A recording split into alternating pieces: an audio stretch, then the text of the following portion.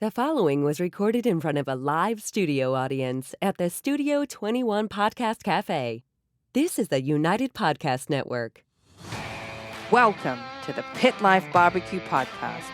Join us around the pit as we talk all things barbecue. Now here is your host, Johnny Maggs. What's up, everybody? Coming to you live from the Studio 21 Podcast Café in Salem, New Hampshire. Welcome to another episode of the Pit Life BBQ podcast. I'm Johnny Maggs. Thank you all for tuning in. I appreciate it and appreciate you all. Chrissy, what's going on? Nothing much. No? Another day, another podcast. And a girl. Why the hell? This thing, Facebook just loves me, I swear to God. 1 week, Johnny Maggs. 1 week from today, I am leaving right after the show to beat all that New York and New Jersey traffic, be past D.C. by the morning, and hopefully, if everything works out, I'll be in Ottawa, Tennessee by 11 o'clock for lunch with Steve Ray. Yes. It's going to be good. I cannot wait. I feel like you're going to be a kid before Christmas. I'm like, am I going to be able to get you to focus on next week's show while we're recording? Oh, well, next week's show, we actually have, we're going to have some fun. We got Len Will from Bedlam Farms going to talk about the BBQ Bedlam event, the second annual, coming up on Saturday the 1st. Okay. So we're gonna keep you have on fun. track. We got topic. Nice. Oh yeah, we'll be good. We'll be good. You will have never seen a show end so abruptly, folks. On time. He's like, 40 minutes, I'm out, gotta go by. Well, it actually kind of worked well too, because I had nothing planned and had nothing on the books because I didn't exactly know what the hell was going on. Right. But he hit me up, and I'm like, I go, yeah, we'll do that. I go, right on, we'll have it. And he goes, yeah. He goes, what time? How long is running? He goes, I have a meeting I got to be at 6 o'clock. I go, perfect. We'll take care of it, brother. There you go. So that's going to be good. Chapin, what's up? Scott, what's happening? Mad Max, calling you out, brother, in a week. No, well, I'm leaving in a week, so a little over. I'll be calling you out in person. Chris Wazinski, Connor, what's happening? Judge, what's going on? Well, today's show brought to you by Uncle Steve's Shake. Have you ever wondered why when your neighbor has a barbecue, there's a line of people waiting to get in the backyard, but when you have a barbecue, ain't nobody coming? I have wondered that often. Do you know why? No, tell me. Because your neighbor is using Uncle Steve's Shake and you're not. Well, what's wrong with me? I don't know. I know he sent you some. Actually, I'm out, by the way, Uncle Steve. Some dessert shake would be great, pal. Uncle Steve uses some of the finest ingredients in all his 12 flavors, from the original to the Gator Shake to the competition line to the said dessert shake. Incredible customer service. Uncle Steve is customer service. You call the number, he will answer the phone and walk you through all your shake needs. Any questions you have or usage, he'll answer them and take care of you. Also, check out his new barbecue sauce, the sauce with no name. Absolutely incredible. Find him at UncleSteveShake.com and also on Uncle Steve's Shake Nation on Facebook. Uncle Steve Shake, shake some on everything. Also brought to you by our friends at Two Guys Smoke Shop and TwoGuysCigars.com. Whether I'm barbecuing or not, I always keep the smoke rolling thanks to my friends at TwoGuysCigars.com. Today I am smoking the Eleanor Rose. So yummy. It is nice. It is nice. Thanks to my friends at TwoGuysCigars.com. I get to smoke some of the best cigars in the world, and so can you. Just visit TwoGuysCigars.com for your perfect barbecue companion. That's the number 2, GuyCigars.com. Also brought to you by Backline Fabrication and Backline Smokers. Ryan Newland is building some of the craziest pits coming out of Austin, Texas today, including mine. Almost. Ryan is an absolute artist when it comes to metal fabrication. He'll have if you place an order with him, He'll have a conversation with you, and he'll understand your personality, your needs, your wants, and he will make a pit for you that it will be even beyond your imagination. If you can think it, he can build it. From a regular, you just want a backyard smoker, all the way up to 1,000-gallon trailer. He can do it, including the Frankenstein multi-tool he has. Crazy. Check him out at Backline Fab on all social medias. He's got everything he builds all right there. Check him out. Backline Fab, building what you want, not what you need. Also brought to you by Magna Chef Gloves. Our brother Alan Fonte knows a little something about fire management.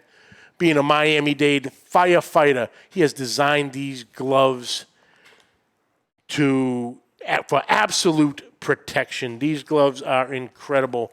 Food-grade silicone, patented magnetic clips for an easy on and off.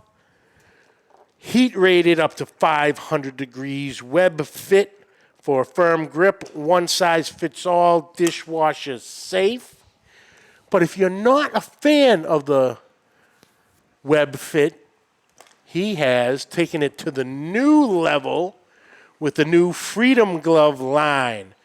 Your standard 5-finger neoprene glove, extra long gauntlet to protect the forearms, still with the magnetic clip for an easy on and off. Heat rated 932 degrees, these gloves. Wow. Absolutely insane. Literally set myself on fire on purpose and just sat there rolling my hand along the flame. Perfect. No ouch, no nothing. Awesome. Check them out at magnachef.com, and at checkout, use the code ROYAL21 for 15% off your order. That's Royal21 for 15% off. Magna Chef Gloves, master the fire. Freedom Gloves, take a stand, free your hands. Also brought to you by CustomCuttingBoardsRS.com. Ian Hemming is making what I consider the Yeti of cutting boards out of Magnolia, Texas. These cutting boards take an absolute beating and will hold up to whatever you can put it through. Mm-hmm. From the standard dishwasher board, so your standard countertop size board, to the massive 36 by 18 brisket board, the pizza board for the perfect slice every time. Check them, the patented non-slip discs on the bottom, so even on a wet surface, these boards won't slip away from you. You won't accidentally get the old nick in the finger. The deep reservoir to catch all the juices coming from all the proteins you're cooking. Check them out at CustomCuttingBoardsRS.com. That's the letter R, us.com. And I will also be meeting him, too. He is coming out to the cook-off on Friday with Uncle Steve. Awesome. I will be live and in person on next Friday night at the Fort Bend County cook-off with Uncle Steve, Ian, and a bunch of the boys who can't make the party on Saturday. And then the party to get the pit. So it's all coming together, Chrissy. Pit party. Pit party, absolutely. The boys are all going to show up. Junior, what's up? C-Mac, what's happening? Mrs. Mags, Big Rome, Jim, Daddy Dutch. Juke Moreno, what's up, brother? Oh, Juke, I don't even know if you know about the party. I'll message you later, son. Robert, what's happening? T-Mac, Juke, yep. Guy Chisholm, what is going on? So I'm excited about today. Get to talk to Captain Ron again. What's he saying? It's Kent. I'll flip his ass. There you go, Kent. You can see it in the comments. He's staring you. Yeah. Let him do whatever he wants. Oh, very funny, Dutch. Yeah. Very funny. He's funny. I had the opportunity to cook with this gentleman virtually 2 years ago at the CMAX virtual Ribberfest in the middle of COVID, which was a hell of a time. And if I'm not mistaken, he cooked these 2 beautiful tomahawk ribeyes. Then ended it in classic Southern Florida's fashion, jumped straight into the pool. Nice. But he's been on the list for quite a while, so we're finally getting a chance to talk with Captain Ron, Mr. Ron Dimpflmaier. What's up, Cappy? What's happening? How we doing, man? Oh, man, thank you so much for taking the time to join me. Finally, we got down to it. You know, you've been on the list for so long. And always a bridesmaid, never a bride. Yeah. And I was pissed because I was looking forward to meeting you this past weekend at Ribberfest. This was the first one you were able to come and attend live, and you boys had a good old time. So how was your experience with Ribberfest live and in person? Man, you know, it's one of those deals that if you didn't have a good time, it was because you didn't want to have a good time, you know? I mean, it was just, you know, C-Mac just, he rolls out just first class everything, you know? From the moment you get there to set up in the yard and everything, I mean, it just couldn't be gracious enough. And the people were just so great. I was so glad I went, man. I had such a great time, you know? I got to spend a couple days up there and just, what a fun event, man. They get almost the whole town involved like that. It's just amazing, you know? Oh, yeah. He brings everybody together. That's for sure. And, I was so upset that I couldn't make it this year. But there's always next year. And he's already at it. He already put the promo for next year, for 2023, CMAX Ribberfest Cajun style. So the recipes are we're going to get spicy next year, and the recipes have already been going, and ideas and crazy shit. Mike, what's happening? Eric, what's going on? David, what's happening? So, Ron, for anybody who doesn't know you or not familiar with you, who is Ron Dimpflmaier? How did you get to Captain Ron? And, you know, and then we'll get into you getting involved with Big Green Egg and all that after the fact. So basically, cool. Who are you, brother? Well, so basically I was born and raised in New York. All right. But when I was 21, actually I was 20, a couple weeks before my 21st birthday, I've always wanted to live in Florida. So I made that move. I left home and made my way down to South Florida. And that's how I got here in lovely, lovely South Florida. I lived about 20 miles outside of Fort Lauderdale in a town called Coral Springs. And let's see here. How did I get Captain Ron? That's the number one question I always get. What the heck does Captain Ron mean? You're a boat captain or what? Well, there was a movie called Captain Ron, and I bought myself a nice fishing boat, like a 30-foot fishing boat, you know? So my friend's like, oh, look at you, you're a captain now. Oh, wait, Captain Ron. So it just kind of stuck. And man, it just, when I say it's stuck, I mean it's stuck. I was like, all right, don't call me that. You know, they're like, hey, Captain Ron. Oh, man, you know, this is not going away. So finally I just embraced it. Actually, you know, in the social media world, it's actually worked out pretty well. I guess it's pretty catchy. And then everybody calls me Captain now. It's so funny. My kids are like, what is that? You know, you're not a captain. Yeah, well Captain of barbecue, you know? Oh, hell yeah. So, oh, yeah. That's awesome. But I know the whole nickname thing. Like I was just telling you earlier, I'm a mailman by day, and I pretend to be a podcast host by evening.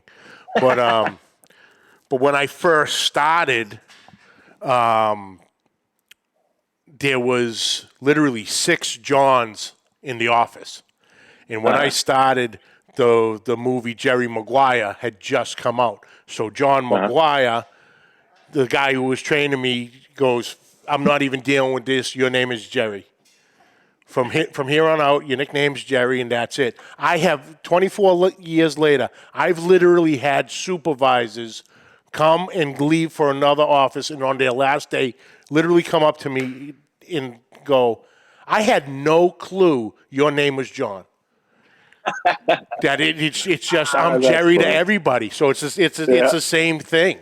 that they actually are shocked that Jerry isn't my real name. But I go, I'll answer to anything. Just don't call me late for dinner. Exactly. So I've actually thrown around the idea of changing it, because the way I have it on Instagram, it's so stupid the way it is. It's like this dumb abbreviation. It's not even right. It's impossible to explain. So I thought about changing it. It was like, you can change it, but you have to keep it as Captain Ron. So I said, all right, man, I'll do that. I'm debating. So C-Mac says I'm copying because I think I'm going to go to Captain Ron Cooks. He goes, oh, where'd you get that from? C-Mac Cooks? Well, maybe I did. There's worse people to emulate. There you go. So how did your culinary journey start? Did you start just cooking regular stuff, then move into the barbecuing and grilling aspect of it? Sure did. Yeah, I sure did. I always enjoyed cooking. My grandma was a really good cook. My mom was a super cook. I worked in pizzerias all through high school. And I just always enjoyed cooking. What I always enjoyed is I've always been fairly decent at it, I guess, And what I've always loved is creating something and then watching people enjoy it. I really get off on just watching people enjoy something that I've created, whether it be simple, whether it be fancy, whatever it is, it doesn't matter.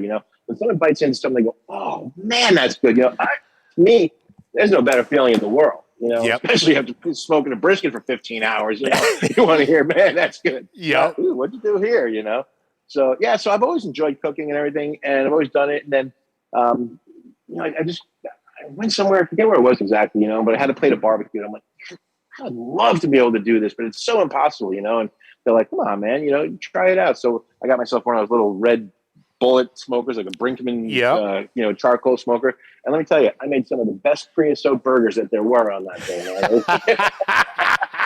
If you like smoky flavor, I'm your guy, So, but yeah, so it started from there, and then it blossomed from there, and got into it, and just got more and more involved, and I love the process. I really just love the whole process from starting a fire to fire maintenance to getting the seasonings right to the temperatures. Just the whole thing. I love the whole entire process of barbecue. It's just to me, it's fun. It's enjoyable. It's something that my kids can enjoy doing with me. They're into it. They like cooking too.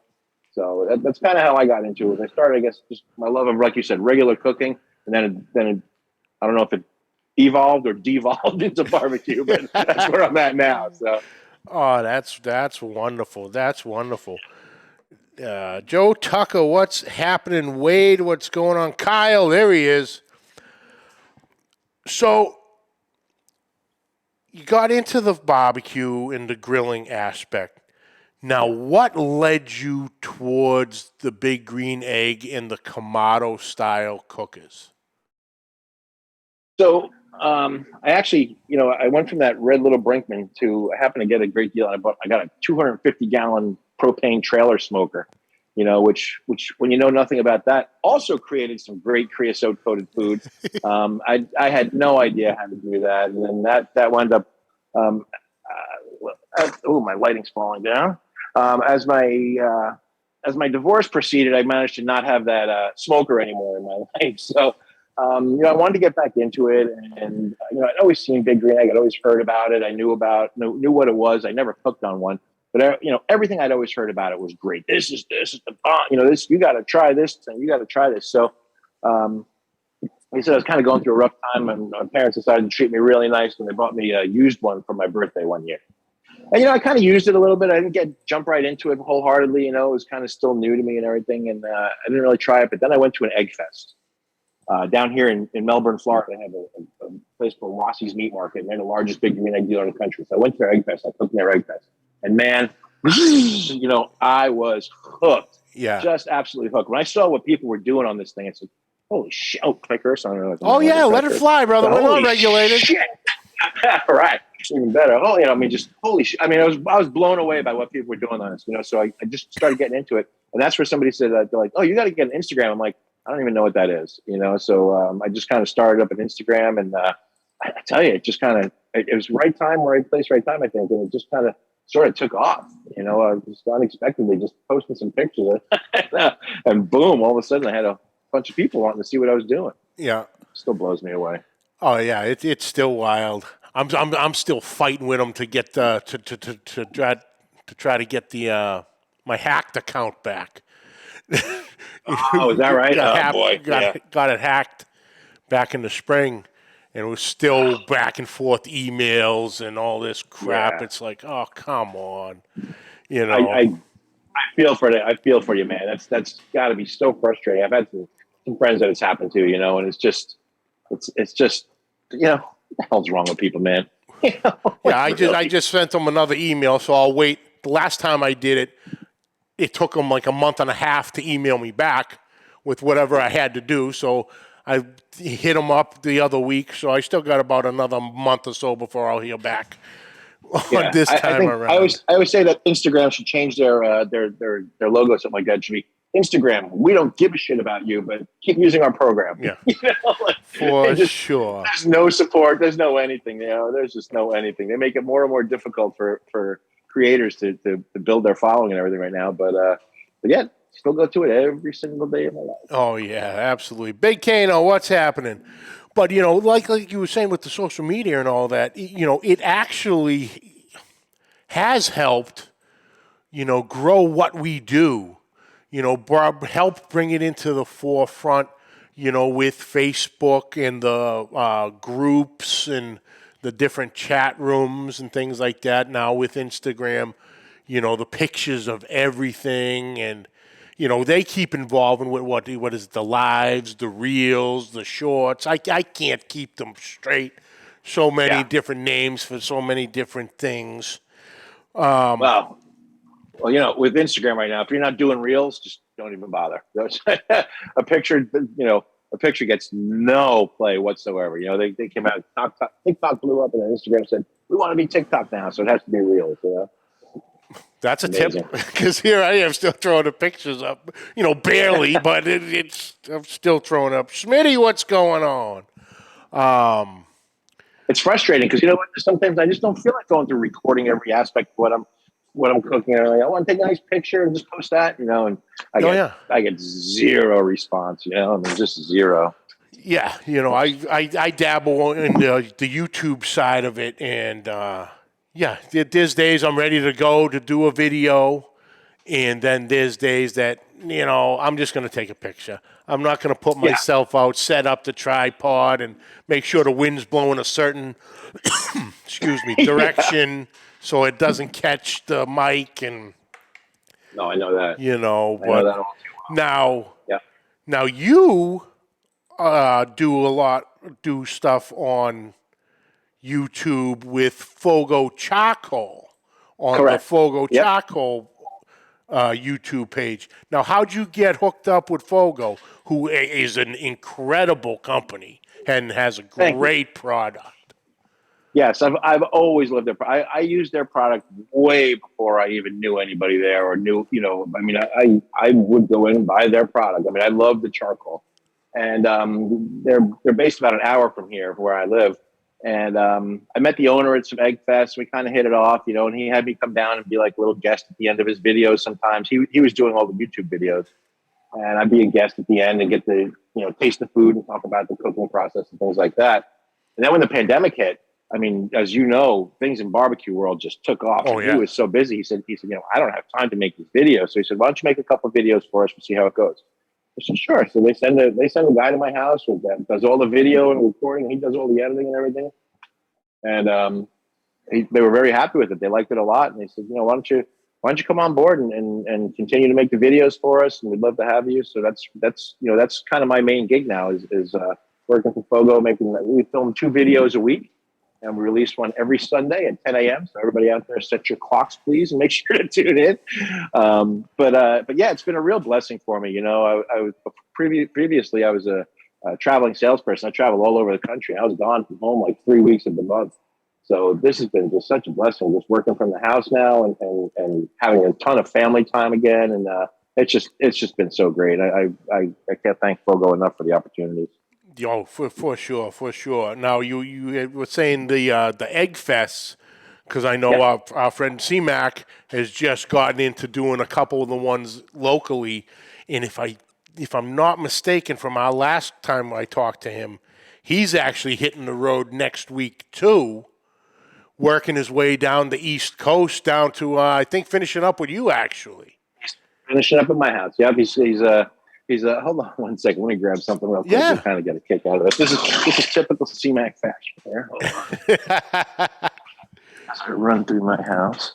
Oh, that's yes. So what he's doing, he's starting at his house, and he's going to go down to Scarsdale, New York, and cook with Big Paul on the grill. Mm-hmm. So he calls it his rookie CMAX BGE Team Green rookie road trip. So he picks me up at the airport last week, and the first thing he does is hands me his T-shirt along with his tour dates on the back. He's got all his tour dates on the back of his shirt. I know he's in the chat. Hey, I'm a 3 to 4X depending on the cut there, buddy. Tour T-shirt, Jesus Christ. I was like, why does this not surprise me? You know? No, it doesn't. It really doesn't. If you ever met C-Mac and know any bit of him, it fits him. He is so outgoing. But yet so still down to earth, cool guy. You know, nothing seems to bother him. But yeah, I'm going to tell you what, he's done pretty well for himself since he retired and got that hip replaced. No doubt. He hasn't no doubt about stopped. Now, with the egg fests, are those planned as in, you know, what foods you're going to cook, or, you know, do they have like a straight, you know, we're doing a beef egg fest or a seafood egg fest, or is it whatever anybody feels like and it's all usually Team Big Green. Man, the tongue is not working today. Team Big Green Egg members. Well, no. So what egg fests really are is it was kind of developed as a way for dealers to get the word out there about the eggs a little bit more. And what they do is they pre-sell demo eggs. Okay, so so I'm a Big Green egg dealer. I'm going to promote this event that I'm going to hold. I'll pre-sell eggs, and the factory works with them, gives them a little cheaper pricing, and they're able to sell them at a cheaper price as demos. So what happens then is, you get cook teams to sign up, and, anywhere from 10 to, I've been with 60 cook teams, where you go and you cook whatever you want. You supply all your own food, you supply everything. They supply the egg for you to cook on, usually, a table and things like that. But you go there, and it's just a bunch of eggheads all get together and cook whatever they want. They serve little bites all day long. And it's just a way to show off what you can do on the egg and showcase your skills and your abilities on the egg. And it's just a really great community building event. They say Big Green Egg is like a cult, and it is, man. People are. Oh yeah. If people could inject Big Green Egg in their arms, man, I think they would. So that's what it is. It's just a bunch of eggheads all get together. It's a way for them to sell more eggs and do things like that.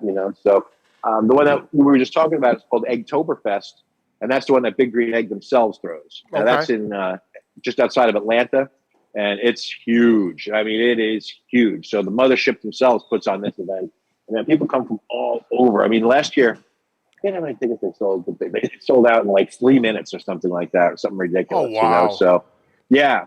So it's a really big deal. There's all kinds of celebrity chefs that come to it and things. And it's a really pretty big ordeal, So I like what C-Mac's doing. He's going there, starting at Big Paul. He's going to Eggtoberfest. And he's going over to Tampa, Florida, to the guy named the Barbecue Buddha. And he's going down to my friend Shannon, the Big Green Egg foodie. And then he's going to finish up at my house. We're going to cook big to do when he gets here. So it's kind of a cool thing. I'm actually trying to talk my girlfriend into letting me go. Not letting me, but yeah, I guess letting me. I don't like kidding. Letting me go with him from Eggtoberfest, having her fly home by herself, and then me go from Eggtoberfest to finish up the second half of this trip with him. I thought it would be a blast. Oh, that'll be an absolute blast. Yeah. Because I found out he was hitting it because I actually called him because I was heading down to Texas by myself to pick the pit up. And I'm like, yo, you want to go on a road trip? He goes, yeah. When is it? And I told him, he goes, oh, you got to be kidding me. And that's when he was saying that he was going on tour that week too. I'm like, hey, I like that his answer. I like that his answer was, yeah. Wait, when is it? When is it? Yeah. Don't give me specific. Road trip? Yeah, I'm in. Agree first, ask questions. Shoot first, ask questions after. Right, man. But yeah, that's great. Like I said, I've been seeing everybody with the green eggs for years, and everybody swears by them. They're the Kamados in general. They're machines. They're absolute cooking machines. Once you can figure out how to dial them in, and then do, you're checking on whatever you're cooking and not get that spike up, because it is just pure hell to get it back down.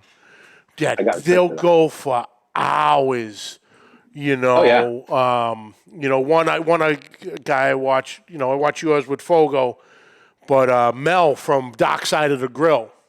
Sure. And he just goes crazy, and he's like, he goes, I'll do 3, maybe 4 decent time cooks on one bag of Fogo, one bag of charcoal, because you can clamp it all down and relight the lump or whatever, clean the ashes out and get back going. So, it's fuel efficient.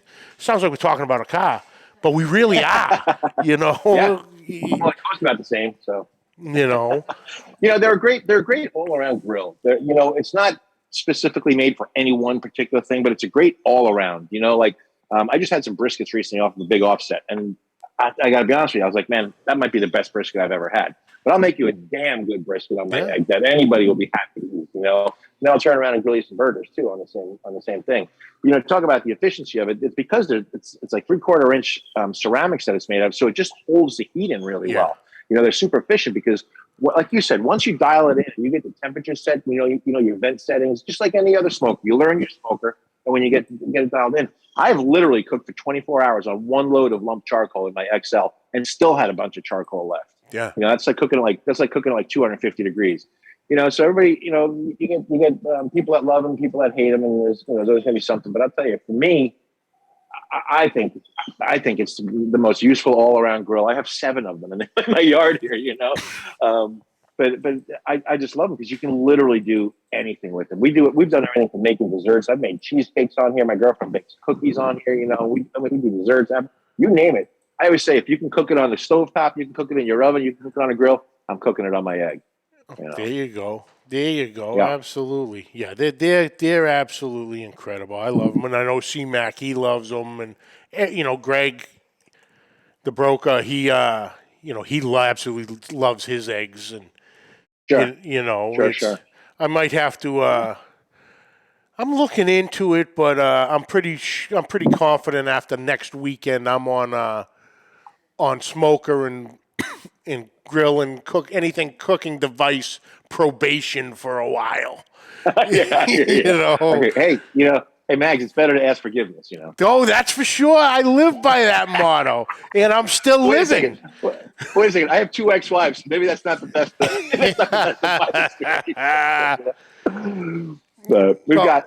I have a very, very, very understanding girlfriend. We have 29 grills and smokers and cooking devices in the backyard here. It's pretty loaded up. Everybody says, why do you have 29? I said, I haven't found a good enough deal on the 30th one yet, evidently. Yep, absolutely. So, like, with your videos and pictures, where do you get your inspiration on the next video, or how do you go? What's your process in planning out your cooks? With social media, or just your regular cooks on your own. Sure. Are you constantly experimenting with different things, especially being in southern Florida? Seafood is in abundance in the different species. So what are some of your ways?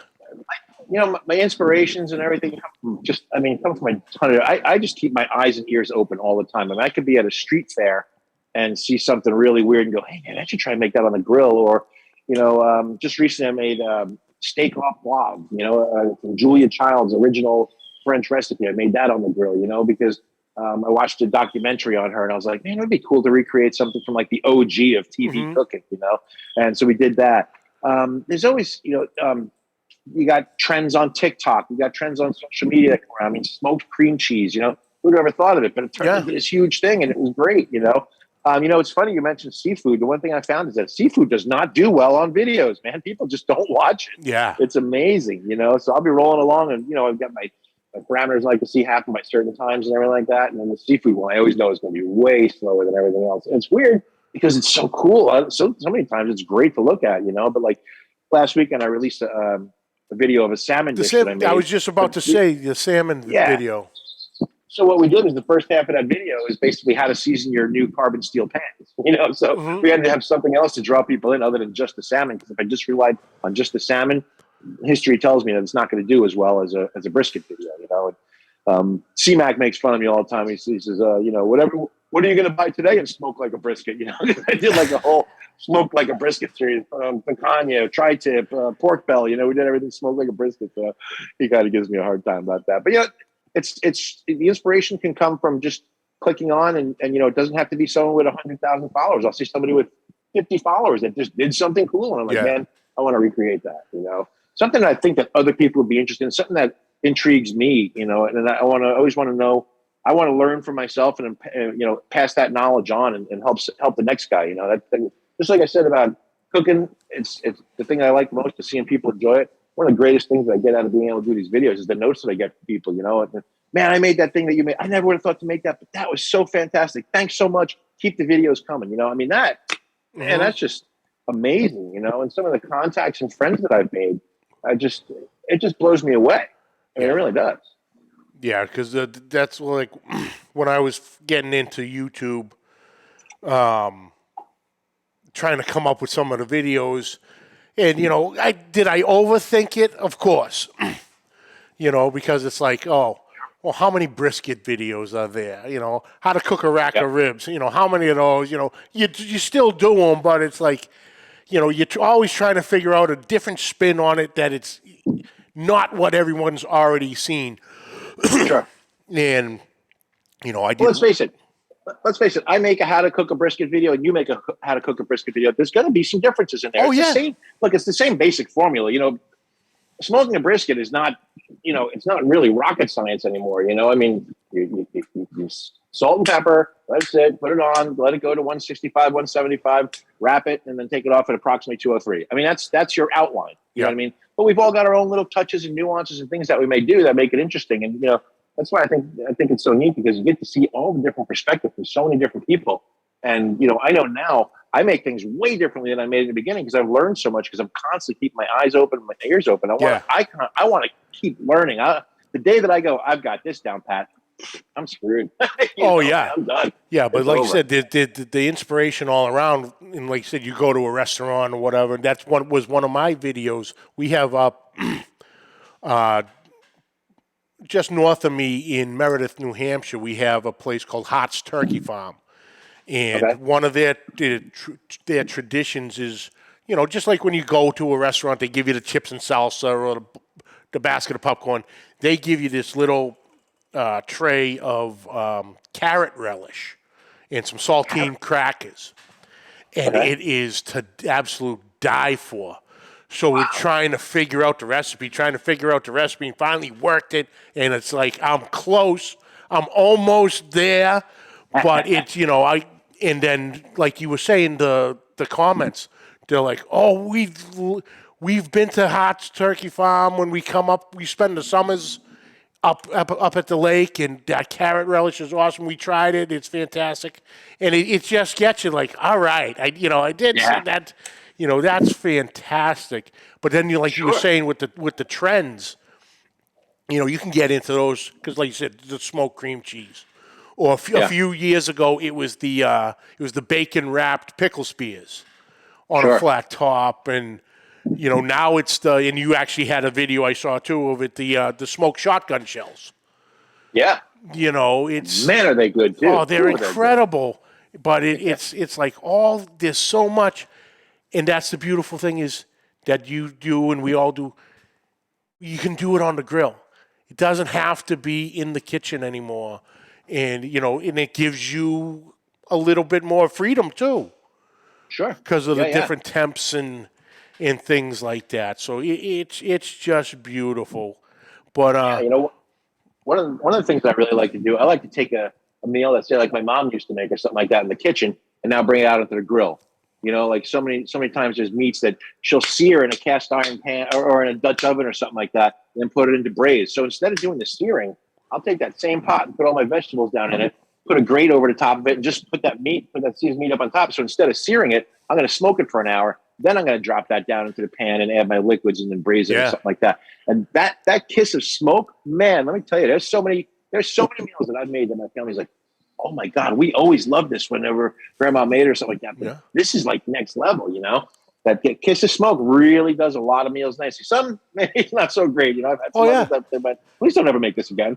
Oh, yeah. That's all part of it, too.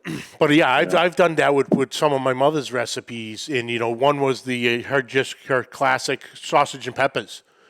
You know, I broke it out on the Weber, you know, put the cast iron, did the sausages up, then put them off to the side, and started doing the peppers, and you threw a couple chunks in there, and the peppers just took that little smoke into it, then combined everything, and it was like, oh my God, this is good. It's my mouth water, man. I'm not about to say better than my mom's, because she'll reach out from the other side and hit me in the shoulder with a wooden spoon, and I'm not willing to go through that again. So I'm not going to say it, but it can change a dish. Just the slightest ingredient. In our case, a lot of it is that smoke flavor is our next added ingredient and can completely change it. But through all the years of cooking, what are some of the craziest things you've ever cooked? Oh, man. So I got invited to go to one of these live open fire cook-off things that they do in Texas. With this guy Al Fragoni, and they just had one last weekend. As a matter of fact, they actually cooked an entire cow on an asado cross out there last weekend. Oh, wow! When I was out there, we cooked the gator over open fire. We cooked rattlesnake over open fire. You know, so those are some of the more unique things. I've cooked octopus. I love to make octopus. I don't make it very often, but I love it when I do. I didn't think I'd like it at all. Believe it or not, I'm not a big seafood eater. But man, there's certain things now. I think because I make it on the grill, it's just so much better. I've started eating a lot more seafood now. My girlfriend, she's a seafood freak, and make this. Okay. Then I'm like, whoa, man, that was good. It's like just like we were talking about that salmon video. I'm not a salmon fan, but man, that bruschetta salmon was fantastic, man. I ate a monster piece of it. It's like, I can't believe you're eating that. It's fun. How about you? What's the weirdest thing you ever made? I've done the alligator before, and that was pretty much the wildest as far as I've gotten here. But, you know, like I said, like the rattlesnake, that just intrigues me. You know, all that stuff, just to see what some of these guys going. You know, I've had a good friend of mine. He's Eric from Camp House BBQ. He works as an outfitter at this hunting lodge, Thompson's Hunting Lodge down in Texas, and he comes into some crazy stuff, and you know, he does a lot of goat and things like that. But he was talking one time of javelina. So I don't know what that is. Is that a lizard or something? No, it's actually a rodent. It's in the rodent family, but they look like small wild hogs. Okay. And I think I know what you're talking about. Yeah, it's just they're crazy looking, but people said that they're good. They're good. You know, it's one of those you got to cook it the right way. You know, but it's just I always love to see things like that. Crazy ass stuff. I got a crazy one on my docket that I want to do is that down here we have wild iguanas. Iguanas were brought here, and now we have this non-invasive species of iguanas. And man, they grow. Oh, yeah. They grow 3-4 feet long, man. They're monsters, you know. And my friend Grill Girl Robin, she's cleaned them and cooked them, and she says they're absolutely fantastic. She calls it chicken of the tree. Yeah. You know. So that's kind of on my list. I want to do like a kill, clean, cook type of video for iguanas. You know, I think that would be pretty cool. So I don't know. I just have to find out how to clean them, I guess, the right way. They're just nasty looking creatures, man. Oh, hell. They've killed people. Yeah. They've killed people in Florida. That when the temperatures get down so cold down there. That's right. They literally freeze and fall out of the tree. And they're like you're saying, they grow huge. They're 4 or 5 feet long. And to have one fall out of the tree and hit you in the head, you're gonzo. So not only that, what happens then is that they fall out of the tree, and then people pick it up. They're like, "Oh, look at this thing they died," and they bring it in their house, and it warms up. It warms up and comes back to life.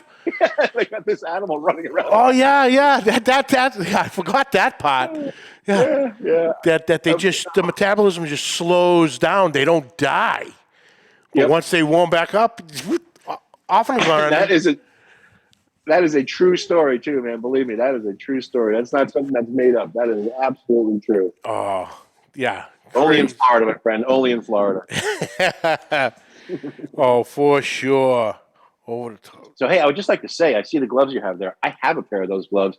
The guy's a firefighter down here in Miami. Yeah. And I actually bought a pair of those at my friend Josh's Premium Meats place down in Miami. I have a pair of the I call them the Nanu gloves. Mm-hmm. I remember them working with Yeah, the Dr. Spock. Yeah, exactly. Yeah. Oh yeah, they're incredible. They're incredible. And we used the hell out of Uncle Steve's Shake last weekend at Ribberfest too, man. That's some good stuff. Oh yeah. As a matter of fact, C-Mac and I went out to the butcher shop the next day and cooked up a bunch of stuff. We put Uncle Steve's Shake on a bunch of it. So that's really good stuff. I like it a lot. He's got an incredible product, and he's always coming up with something new. And I'm just so excited to finally get to meet him in person next Friday, hit that cook-off with him, and spend some time with him. And but yeah, that was awesome. Like I said, I was just upset that I couldn't officially meet you. That was the one that bummed me out. Because I knew you were right down the friggin' road. That was the worst part about it. You were literally an hour away from me, and I couldn't make it happen. But we'll be back up there. I look forward to the day we meet. It's been a long time coming, man. Oh yeah, for sure. But Ron, man, I thank you so much for taking time. Like I said, it's taken a while, but we got to the list. And we got Captain Ron on. We'll definitely do it again. Where can everybody find you social media wise to follow everything that you got going on? Sure. On Instagram, you can find me. It's Captain Ron, but it's CPTN Ron 302. I'm on the Fogo Charcoal YouTube channel. You can find us on YouTube there. And then on Instagram, you can find me on Facebook. You can find me. I just go under my regular name, Ron Dimpflmaier, or I also have a Captain Ron 302 page there as well. So anywhere. But I want to say something is that I have a thimble full of knowledge that I'm always happy to share. So if anybody ever has questions about big green egg stuff or anything else, I'm always happy to help out and answer questions. I dig it a lot when somebody comes to me and says, "Hey, how do I do this?" I look at it as an honor, and I appreciate the fact that people do that. So I'm always happy to help out and answer questions. So any way you want to reach me, I'm always happy to help. All right. And then the other thing was. Obviously, you're going to hook up with C-Mac on the tour. So, do you got some live appearance dates? Going to be at some events coming up, or? Actually, the 20th of next month, I'll be teaching at Grill Girl Robin is having. It's actually kind of weird, but it's an all women's grilling clinic. She's having Sunny Moody is coming out. Yeah. Brooke Lewis, the owner of the shed, she's coming. A couple real big ones. They're all going to be teaching, and for some reason I'm the only guy there, and so that'll be in Fort Myers, Florida. If any women are out there and want to come see that. But other than that, Eggtoberfest is really the next one that I have coming up in Atlanta, and I'll be cooking at the Central Florida Fall Egg Fest in November. So we got quite a few things coming up. Caught me off guard. I don't have my calendar in front of me. That's the ones I can think of off the top of my head. All right, so, which it still blows me away. So it's just amazing. Oh yeah, it's like, how the hell did we fall into this? And thankfully we did. It's true. The greatest part about my daughter was just standing at the door watching me, and she's just giving me a thumbs up. She's 21 years old, and it's amazing because I go into where she works, they're like, "You're the superstar Instagram guy." When your kids are bragging on you, that's a pretty cool thing. That was a thing, and I had an incident the other week.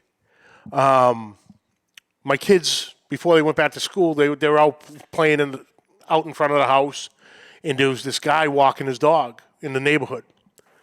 And he stops and talks to my son, and every time he comes by, real friendly guy.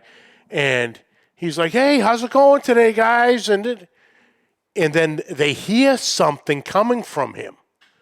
And they stopped because it was me.